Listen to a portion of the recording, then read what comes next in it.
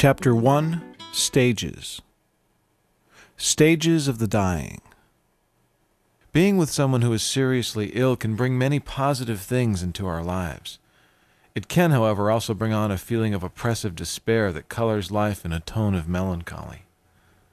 Suddenly everything looks different. Priorities change, you reevaluate everything. You see how short life is, you want to sleep all the time, or you get no sleep at all. You lose 15 pounds, you gain 15 pounds. Make no mistake about it.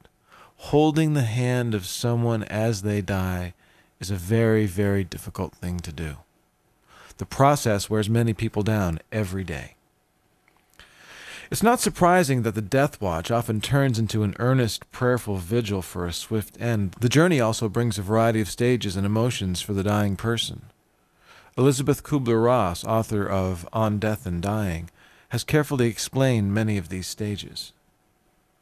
The stages of dying she focused on were denial, anger, bargaining, depression, and acceptance. In my observation, it's important to remember that these stages do not always occur in every case, and if they do occur, they are in no way sequential or predictable. Some may be stuck on one stage for 90% of their time. More often, however, people go back and forth between a few of the stages. As a loved one or caretaker, it's important that you do not judge a stage as good or as bad.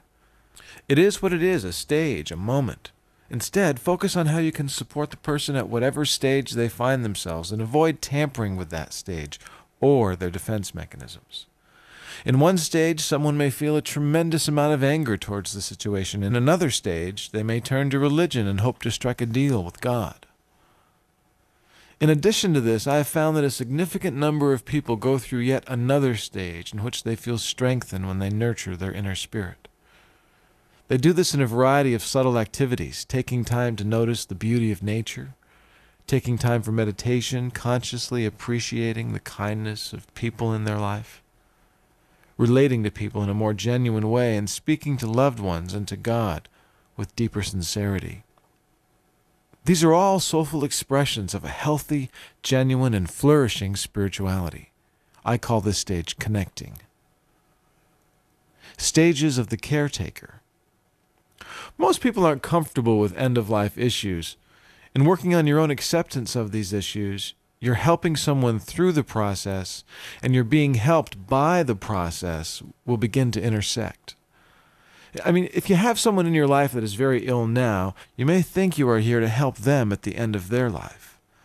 The truth is, this experience will do more for you in helping you grow spiritually and emotionally than you could ever do for anyone who is dying. I strongly believe that the best way to work on your spiritual growth is to help and be with someone through the dying process.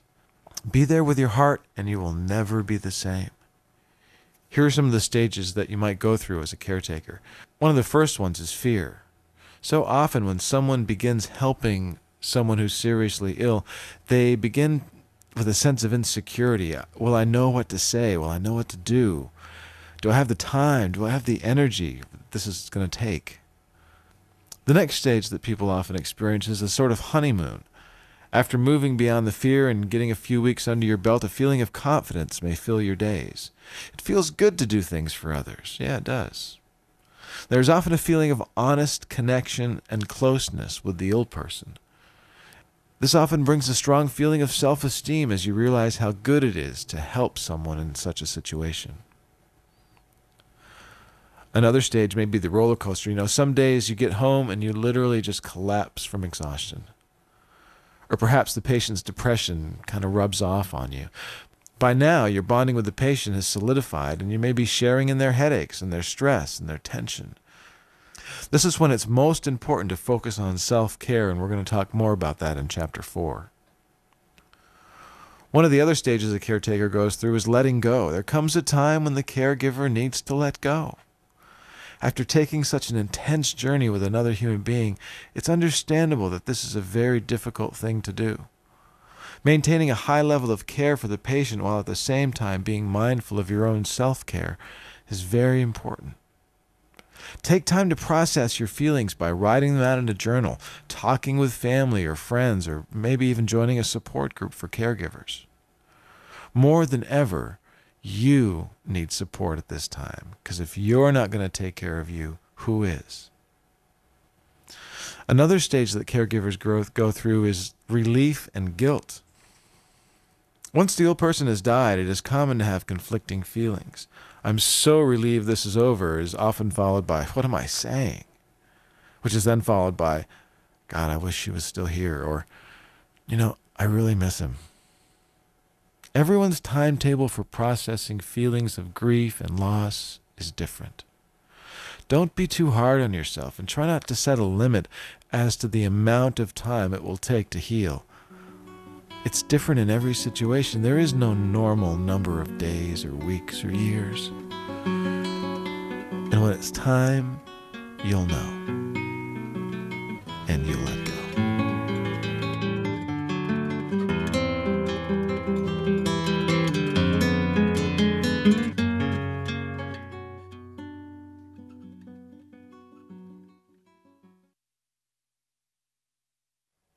Chapter 2. Paul. When I arrived, Paul was in and out of a deep sleep. Upon taking my first steps into his sterile room, I met the caretaker named George. He had been Paul's handyman for many years. It was clear that George was now not just an employee, but clearly a devoted family friend. Paul's children had placed him in a nursing home because they could not give him the dedicated care he needed, and they found his serious illness and impending death difficult to watch.